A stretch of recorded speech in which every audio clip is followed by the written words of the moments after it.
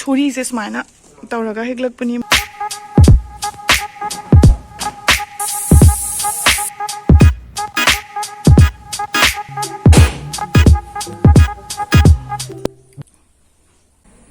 Motor बरा से sorry नोई मंगल हाबा माले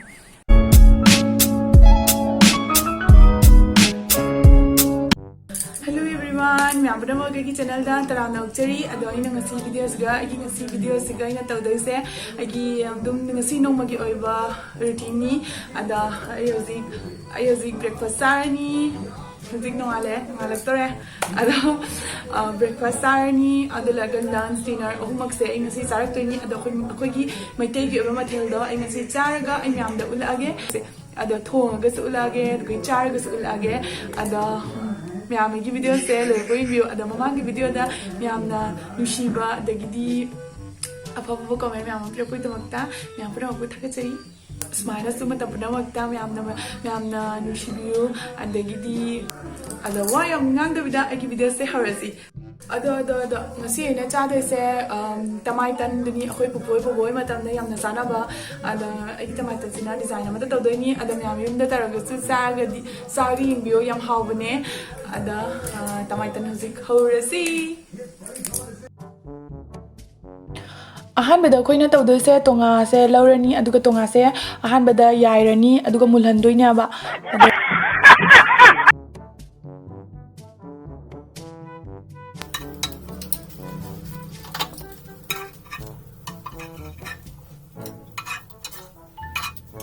हौजिक अखोय कइनो से तोंगा सिगा गगी मोरok थुम अनि से फजना मिक्स तौरनी यनम खरा सो हापीरनी अदो अइना सिगै सिगा कइनो थम्मी से खोगी चेंग अटकपनी चेंग से खोइना ग्राइंडर दा तअगा थमजबनी अदो सी तोंगा कै का से हापचलगा अमुक मिक्स तौबिरनी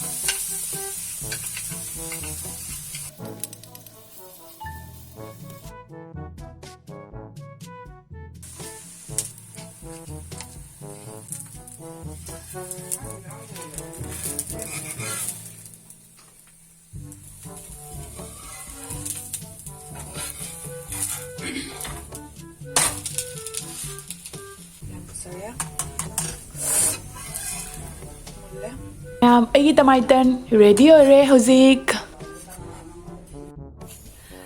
मैं आई ममांग से हाई क्रेस से अखोगी चेंग अटकपना तौरगा सेमजबनी अदो मैम सियुमदा ट्राई तौरगा चाबियो याम हावने चांगा मगा ओइना थानी खोगी पुपु बोयगी मतमदगी हाना टमाटर से याम चारेना हाइबो अइना अदुम खंजबा स्टेप ता तौरगा टमाटर से तौरगा चाजबनी अदा हाउदी am हावे Porque chúng ta try rồi chắc biết không? Em hỏi á.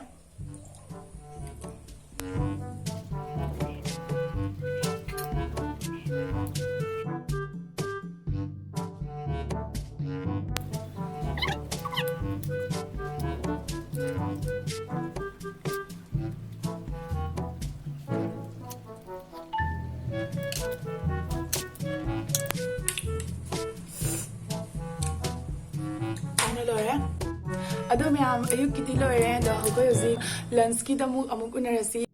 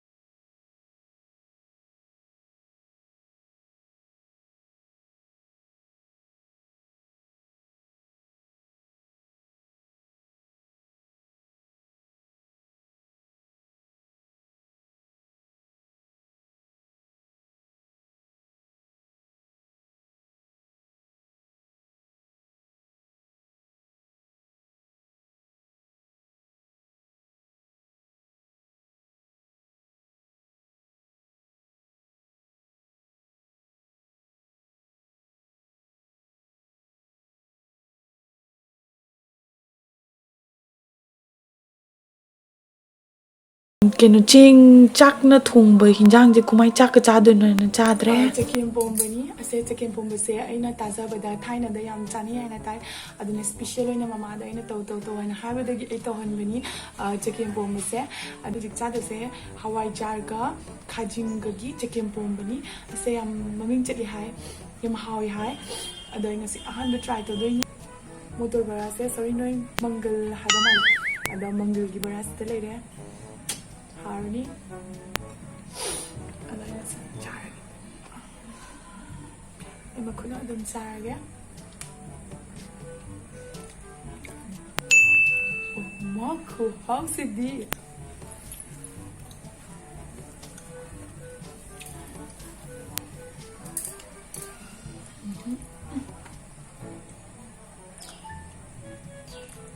kau cari ya kau cari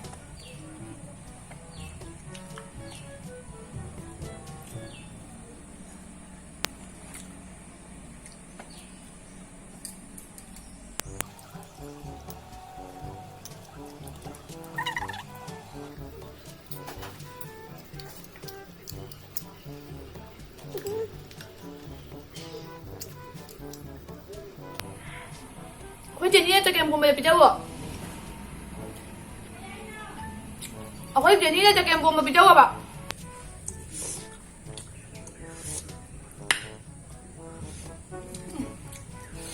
mau gunting gak lah ada ai cha bi sai lo se le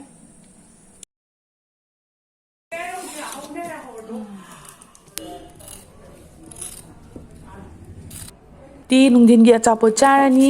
ado nungdin gi achapot se kai cha se ga na thi beda koi gajar le rame do gajar se gajar ki halwa tarani ado ai first time ni do jum do chu poche se amna leita ba do na khali tespata ta hapaga adum tarani ado tespata han beda thadare adu loraga gajar se ngahangorani aduga ngahak leraga ngौरगा येलो लाकनी अदुगा मुल्लाना खंगदनी अदुलागा संगोम हाचलनी अदुलागा इदि हलवा रेडी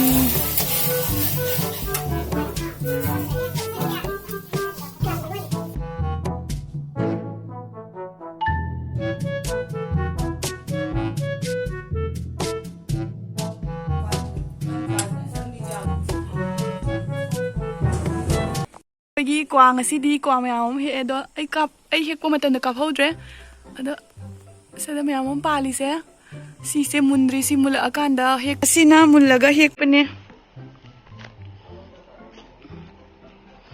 से सी मुल्लगा हेक पने इ सोरी से समाना तौरगा हेक लक पनी मोइदा तौरगा पुथा लक पनी फजत्रा क्वासे कोर कोइंगो मसक से हजिक मुल्ले अदा खोसी फौदोगा खिक्तरनी दुगै फौदोगा कतोनी मा सुपारी वाला लानी एक खरा दि खिक्तरे सिन खरा मुनबो वाटले तो मसानि दि खिक्तना लोरे होरेन नुंदांगी जेंडेम ओइना इरोलनी अदा जेंडेम इरोनबगी ममाना जेंडेम हे इनी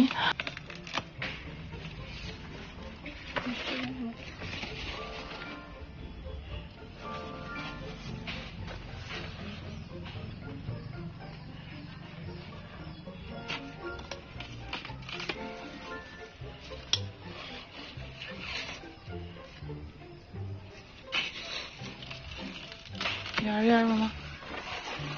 यार होरेन असी कइनोगा होरेन असी हवाई के इरोल लगे अदुगा मथेन करी तौबदो तरागा आई चारगे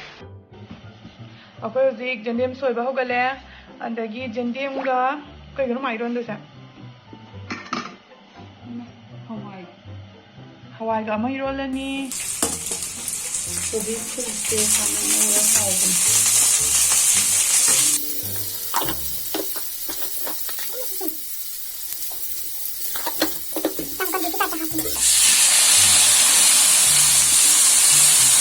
अखोय असिनी हुजिक इरोन दोइसे जेंडेम गा दुगागी मोटर चना तंगाई गा अदो तोंगा से मही चेन गरे अदो nga ga umorok ani ga house nei dore ngasi mama nang irol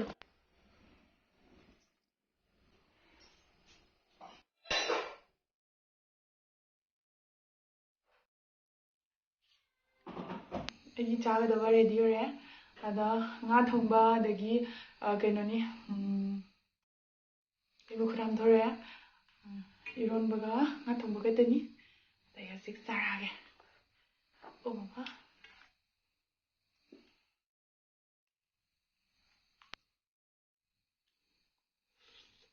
아이 불고기 안 밤에 하우야 그냥 힘나 이래 슬램바룸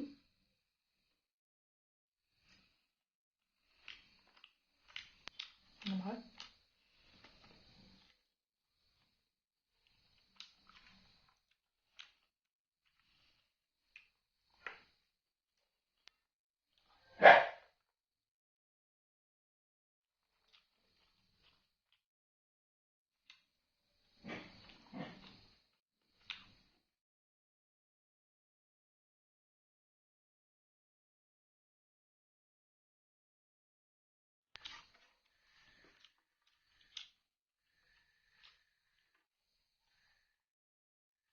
다제 모닝 브레이크파스트 ꯑꯩ ꯍꯧꯖꯤꯛ ꯃꯁꯥ ꯅꯣꯏꯕ ꯃꯁꯥ ꯈꯔ ꯅꯣꯏꯔꯛꯑꯦꯅ ꯑꯩ ꯆꯥꯛ ꯆꯥꯗꯅꯕ ꯇꯧꯔꯕꯅꯦ ꯇꯟꯒꯨꯝꯕ ꯑꯗꯒꯤ ꯑꯆꯥꯄꯣꯠꯒꯨꯝꯕ ꯆꯥꯔꯒ ꯂꯦꯜꯂꯕꯅꯦ ꯑꯌꯨꯛꯇꯁꯨ ꯆꯥꯛ ꯆꯥꯁꯟ ꯑꯗꯒꯤ ꯂꯟꯆꯇ ꯑꯃꯨꯛ ꯆꯥꯛ ꯆꯥꯁꯟ ꯑꯗꯒꯤ ꯑꯗꯨꯝ ꯅꯨꯡꯗꯥꯡꯗ ꯑꯃꯨꯛ ꯃꯁꯥ ꯌꯥꯝꯅ ꯊꯣꯛꯄ ꯃꯥꯜꯂꯦ ꯑꯗꯨꯅ ꯑꯌꯨꯛ ꯉꯟꯇꯥꯗ ꯑꯩ ꯆꯥꯛ ꯆꯥꯗ꯭ꯔꯦ ꯍꯧꯖꯤꯛ ꯑꯌꯨꯛ ꯉꯟꯇꯥꯗ ꯍꯥꯟꯅꯗꯤ ꯆꯥꯛ ꯆꯥꯔꯝꯃꯦ ꯑꯩꯁꯦ ꯑꯗꯣ ꯍꯧꯖꯤꯛꯇꯤ ꯑꯩ ꯆꯥꯛ ꯆꯥꯗ꯭ꯔꯦ ꯑꯗꯣ ꯑꯩꯒꯤ ꯚꯤꯗꯤꯑꯣꯁꯤꯁꯨ ꯁ꯭ꯋꯥꯏꯁꯤꯗ ꯂꯣꯏꯁꯤꯟꯖꯔꯒꯦ ꯑꯗꯨ ꯂꯣꯏꯔꯒ ꯍꯧꯖꯤꯛ ꯑꯩ ꯆꯥꯛ ꯆꯥꯗꯣꯛꯑꯦ ꯑꯗꯨꯒ ꯃꯃꯥꯏ ꯃꯤꯠ ꯇꯥꯊꯣꯛꯑꯒ ꯑꯗꯩ ꯇꯨꯝꯃꯅꯤ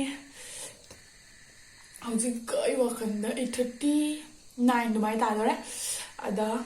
ꯑꯩ ꯚꯤꯗꯤꯑꯣꯁꯦ ꯃꯌꯥꯝꯅ ꯅꯨꯡꯉꯥꯏꯕꯤꯔꯒꯗꯤ ꯇꯧꯕꯤꯔꯣ ꯁꯕꯁꯀ꯭ꯔꯥꯏꯕ ꯇꯧꯕꯤꯔꯣ ꯀꯣꯃꯦꯟ ꯇꯧꯕꯤꯔꯣ ꯁꯦꯌꯔ ꯇꯧꯕꯤꯔꯣ and bye bye next ꯚꯤꯗꯤꯑꯣꯗ ꯑꯃꯨꯛ ꯎꯅꯔꯁꯤ